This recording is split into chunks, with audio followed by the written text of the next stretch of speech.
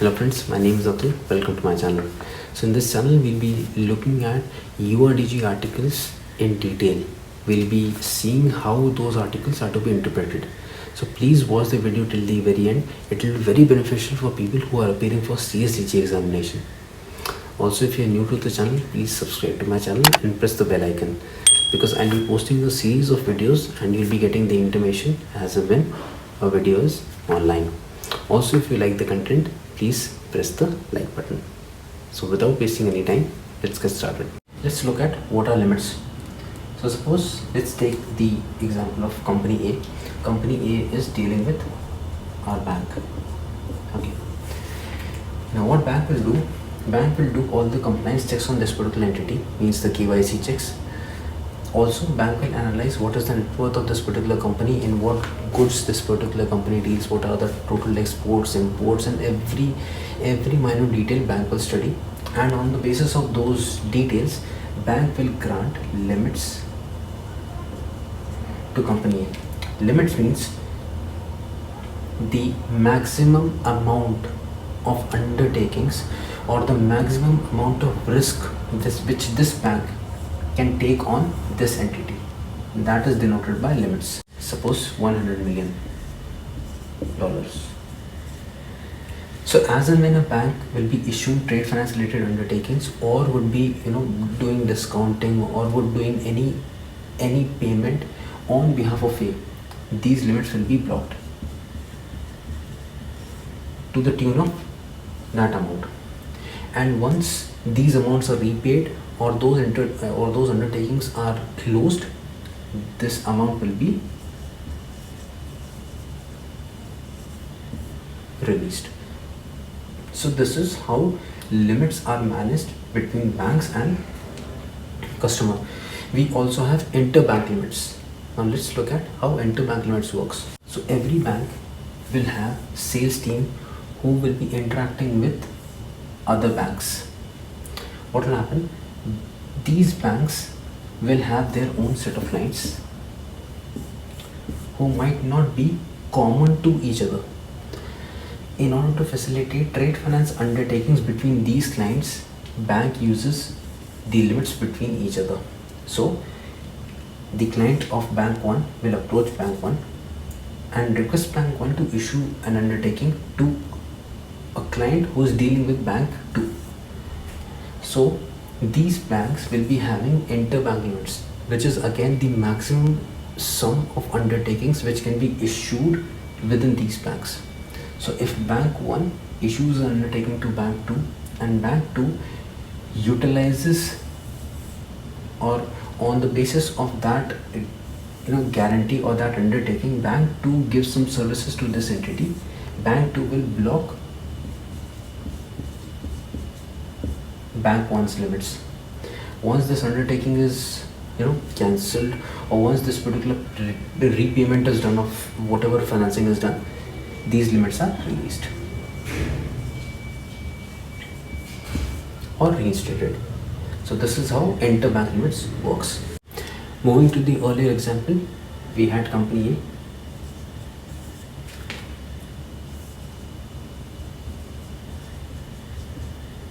A, bank 1,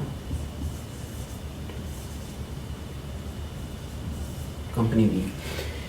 They got into a contract. As per this particular contract, a bank guarantee is to be issued to B. So A will request for BG issuance via application. A will give the request to bank 1. Bank 2, on the basis of this application, as per the details or the text given in this particular application, will issue BG to B. In this particular case, B will be the bearer of the BG, A will be the applicant. Applicant is the entity who is supposed to perform under the contract. Beneficiary is the entity who is getting the rights to claim under the guarantee if there is some non-performance as per contract. So In this particular scenario, both A and B are dealing with the same bank. Now let's see a scenario wherein A and B are dealing with different banks. In this particular case, B was okay with credit worthiness of bank 1. Credit worthiness, why that term is used? When a demand will be presented by B to bank 1, bank 1 will be making payment to B. So there is a risk, or in terms of credit, a credit risk that beneficiary will be taking on this particular bank when a demand is presented. Since beneficiary is not dealing with the bank with which A is dealing, which is bank Z, beneficiary wants the undertaking to be issued by bank X, which is his bank. In this particular case, the transaction will be covered by a counter guarantee. So bank Z will be issuing a counter guarantee to bank X. Bank X will issue the final BG to beneficiary. So A will be given application wherein A will be requesting bank Z to issue the BG to beneficiary. Now bank Z will be facilitating that transaction by issuing a counter guarantee to bank X. So basically A will give the application wherein A will request for BG issuance via CG. Bank Z will issue CG. In this particular CG, bank Z will mention in quote unquote the terms and condition of BG, followed by counter guarantee terms and conditions. Okay, so these are the terms and conditions of CG, and this is the BG text. So bank Z, on the strength of this particular CG, will issue BG to the beneficiary. So this is a case wherein A and B are dealing with different banks. First case, same bank. Alright, now there is also a term which is called as an instructing party. In this particular case, A was having limits with bank 1. That is why A was able to get a BG issued through bank 1. Similarly, bank Z had given limits to A, and that is why bank Z was able to issue an undertaking on behalf of A. Bank X and bank Z were having interbank limits within them. Hence, bank X blocked bank Z's limits, issued the BG to beneficiary. A is not having any limits with bank 1, but the parent company of A, which is AA, is enjoying limits with bank 1. So what will happen? A will request AA to lend his limits and tell the bank to issue an undertaking to B. So in that case, AA will send request to issue the BG, wherein bank 1 will block AA's limits and will issue the BG. In this particular case, AA will be called as instructing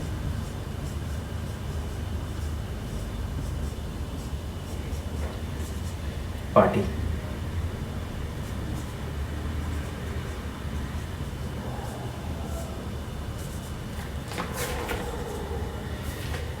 So instructing party is the entity which will be giving the request to bank to issue an undertaking on behalf of its subsidiary to the beneficiary. A will still be the applicant because A is the entity who is supposed to perform under the contract. But since the limits of AA are being used, A will be termed as instructing party. Let's look at article number 1.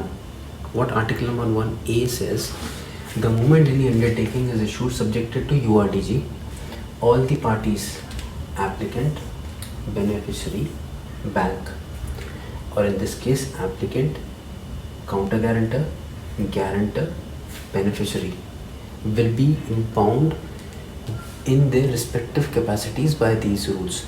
Now what Article B says, if at the request of the counter guarantor, the guarantee which is being issued is subjected to URDG.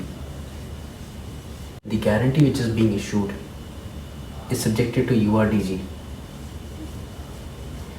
Then the counter guarantee will also be subjected to URDG unless it explicitly excludes URDG. The logic behind it is the BG text. What is the reason why this BG is issued? This BG is issued because of this particular contract. This contract had a condition that a BG was to be issued, which is to be governed by URDG. So if the contract says that this is the requirement of the undertaking, what URDG says, the undertakings which facilitate this issuance should also be governed by the same rules, so that the entire entities are bounded by the same rules. Whereas if only the counter guarantee is subjected to URDG, that doesn't mean the guarantee will also be subjected to URDG.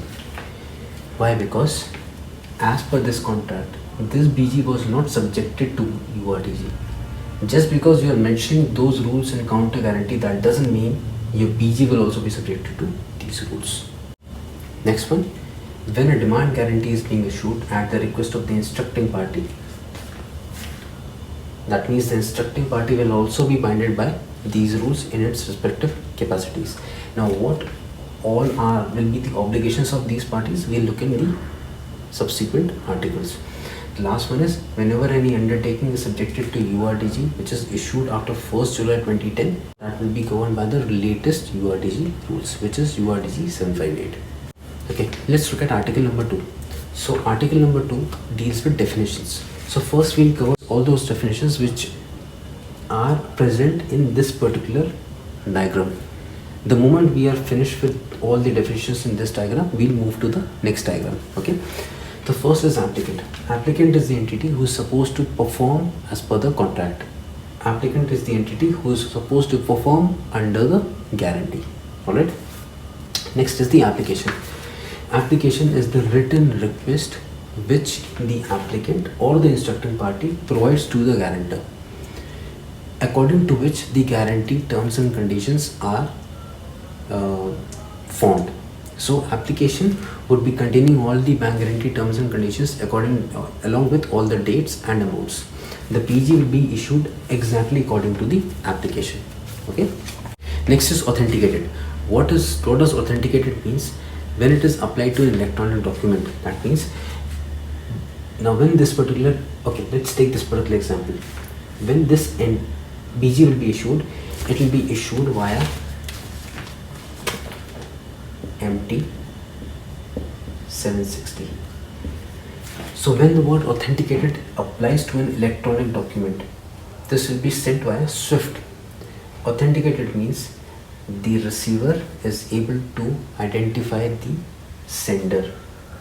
Once it is MT 760 will be containing the SWIFT code of Bank Z. So Bank X will know who is the sender of MT 760. And the second thing, whatever information is received in MT 760 is intact. Okay, so the moment Bank X is able to ascertain these two things, who is the sender and whether the information has been intact, that means he is able to ascertain the authenticity of the information given to it. Okay. Next is beneficiary. Beneficiary is the entity who is allowed or who is supposed to lodge a claim under the guarantee and who is supposed to receive the funds. So in this particular case, B is the beneficiary, whereas in this case we have two beneficiaries. One is beneficiary of the BG, another is Bank X, who is beneficiary of the counter guarantee. Because in this particular case A is the applicant of the counter guarantee, Bank Z is the issuer of the counter guarantee,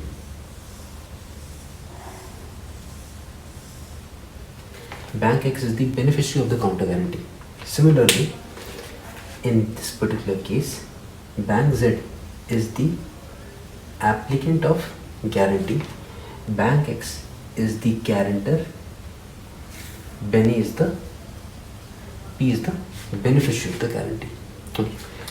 So in the definition of beneficiary, both B and Bank X will come in case of counter guarantee.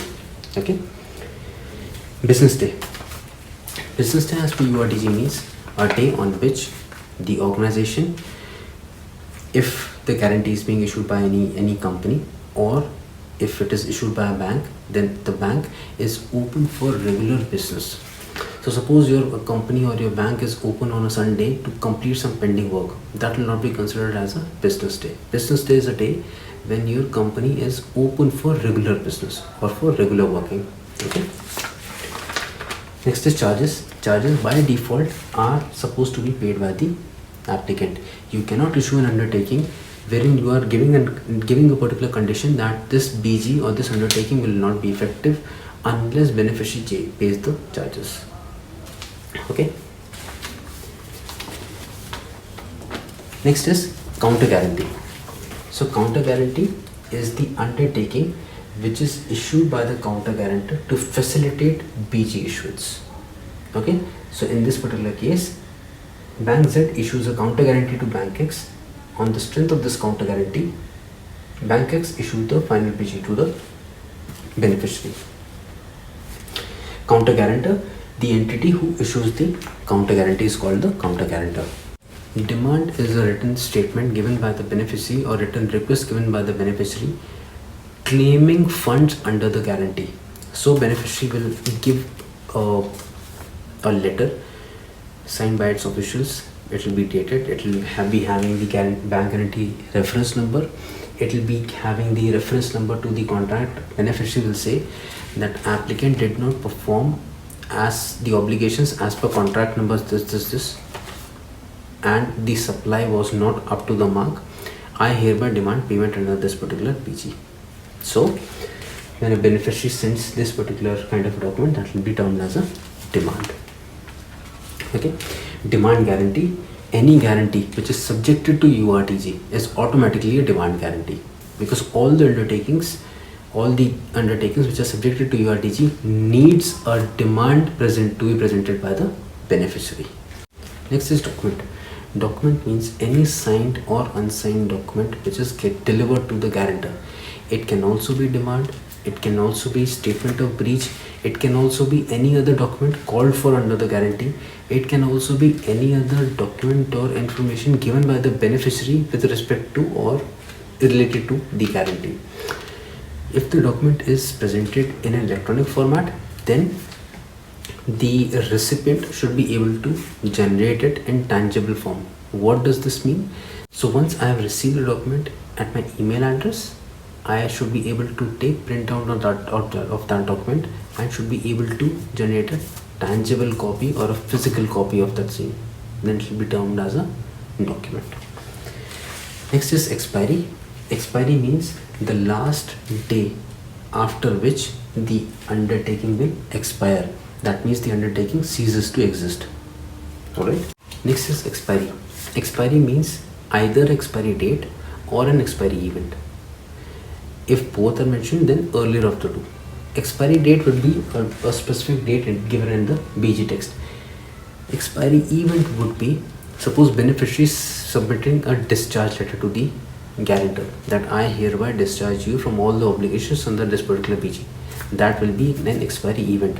Or suppose the BG is having a clause that this BG will expire after some stipulated sum of money is transferred by the applicant to the beneficiary's account. So that is an event. According to that event, the BG will expire. Okay. Expiry date means a specific date, as we have already seen. Okay.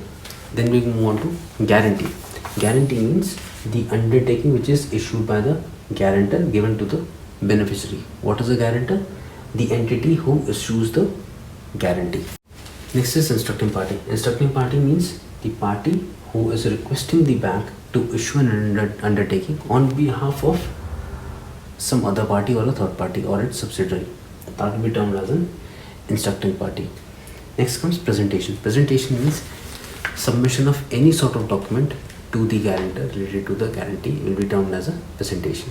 Presenter means the person or entity making that particular presentation or submitting that particular document. Signed.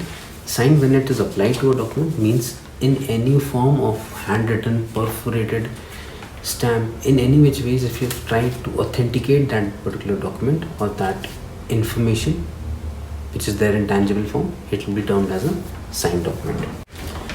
Next is supporting statement. Supporting statement which is article 15A and 15B. We will look in detail when we reach that article. Next is underlying relationship. Underlying relationship is the contract because of which this guarantee is issued. Now let's look at the other definitions which we have not covered via this particular diagram. Now let's look at the definition of advising. In this, beneficiary is okay in getting the undertaking issued by B1. But what beneficiary says that I want the undertaking to be given to me by my bank. Or suppose there is a case when these two entities A and B1 and beneficiary are not in the same country. A and B1 are in the same country, beneficiary is in a different country. So either B1 will print the BG and courier it to the beneficiary, wherein there is a risk of getting the BG in a timely manner. Otherwise, what beneficiary can do, beneficiary can tell that you send the undertaking to my bank will advise the BG to me. So in this case, what will happen? A will give the BG application, B1 will issue BG, B2 will advise the BG to beneficiary. While advising, what B2 will do, B2 will check whether this particular BG which is received is authenticated. Authenticated means if it is sent by MT760, that means it is authenticated. And whatever information has been received, entire information has to be given to the beneficiary without alteration. Okay, these are only the two responsibilities which are there for the advising party. So this is what is meant by advising of a guarantee. Let's look at what is complying presentation. Complying presentation means a presentation under the guarantee which is first in line with BG terms and conditions. If something is not clear from the BG terms and conditions, it should be in line as per URDG guidelines. If still you are not able to get clarity from these two, then international standby demand guarantee practice.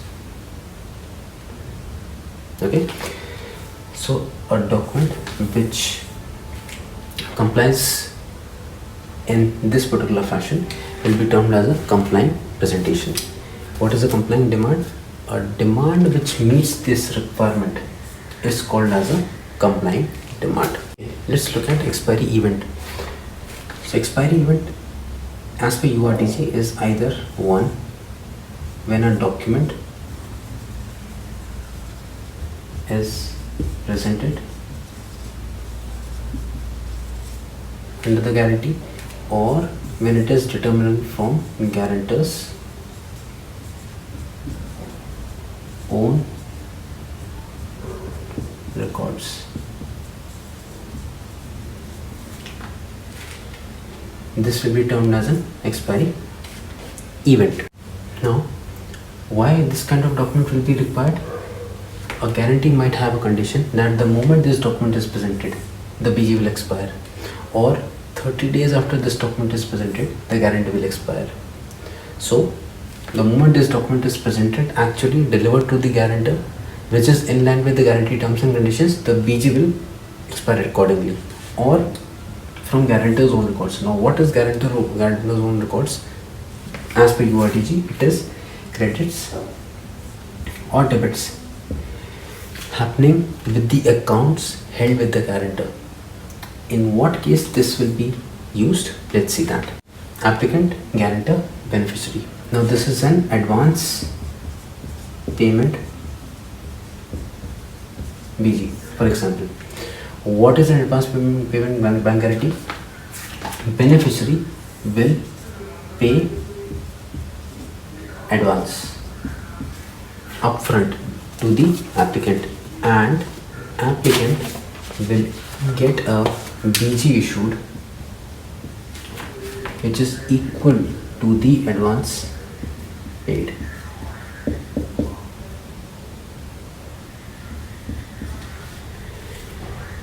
So such kind of advancement bank guarantees usually have a effective clause which says this guarantee will be effective from the date this advance is paid to the applicant's account.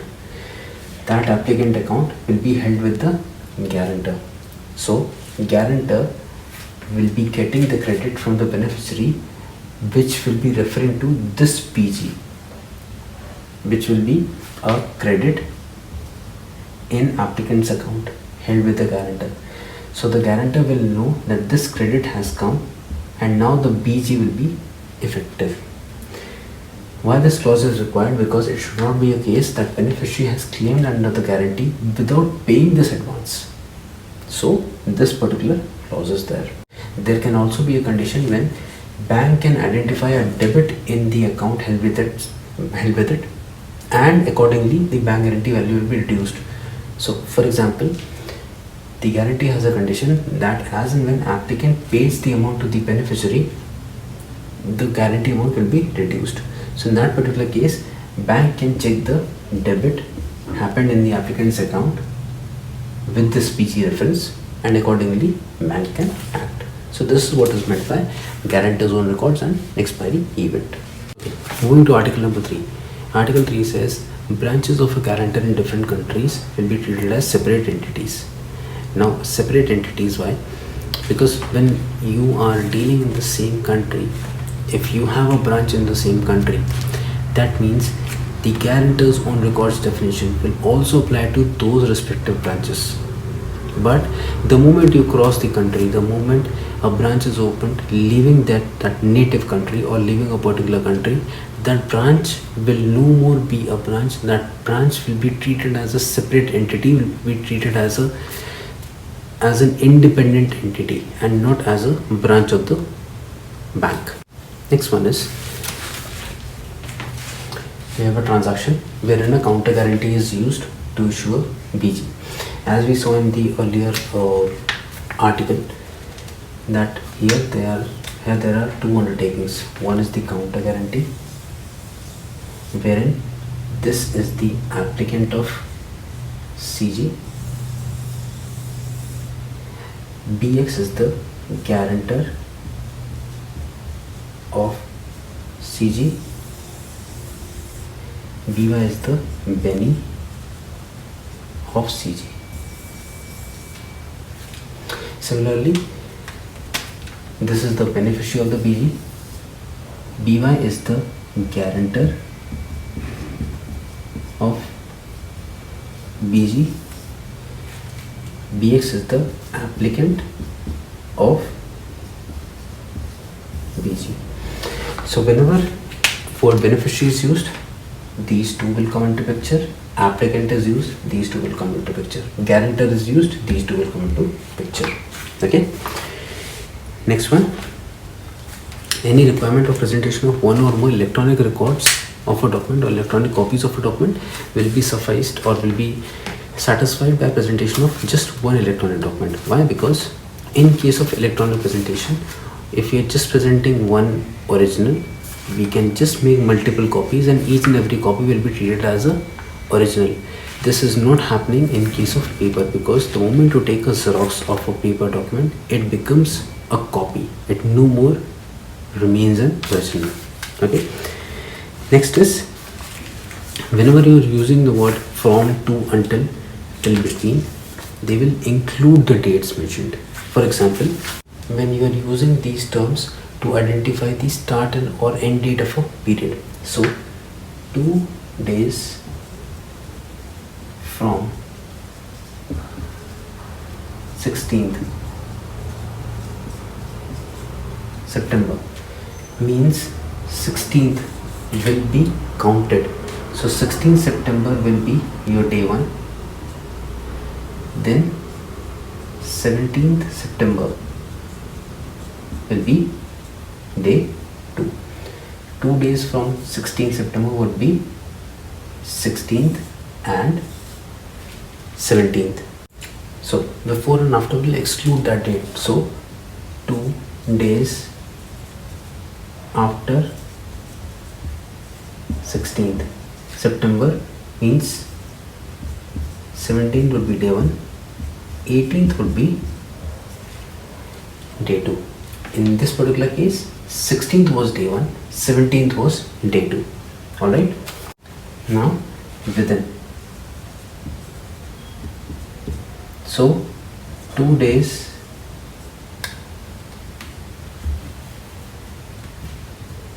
within 2 days from 16th September means 16th, 17th, 18th. This will be day 1, this will be day 2. So this day 1, day 2 will be used to calculate the total bandwidth. So as per this particular clause, we will be having the time period within 2 days from 16th. So this and this. These two will be, when you are trying to calculate the period, you will exclude this. This will be the period, but the total time duration will include 16th also. So 16th, 17th and 18th. Okay. Next is terms such as first class, well-known, independent. To identify an issuer of a document means anyone can issue other than applicant or the beneficiary. Next, coming to article number 4. The guarantee issues when it leaves the control of the guarantor. So what do we mean by leaving the control of the guarantor? How a guarantee is issued? Guarantee is printed on office stationery and it is handed over by the branch officials. If it is being handed over by the branch officials to the applicant, then that means it has left the control of the guarantor. It is no more in guarantors, or it's in the possession of its agent. It has gone to the applicant. Or if the PG is directly being given to the beneficiary, it will be deemed to be issued the moment it is given to the beneficiary. But if the branch issues the guarantee and a branch official is taking the guarantee to deliver it to the beneficiary's premises personally, then the BG will not be deemed to be issued unless the employee hands it over to the beneficiary, or if in case the BG is being delivered to the beneficiary by an office boy who is the employee of the bank, then also it will be deemed to be issued the moment the office boy hands over the guarantee to the beneficiary. Okay, till that time the BG will not be deemed to be issued. Next one, the guarantee is by default irrevocable even if it does not state so.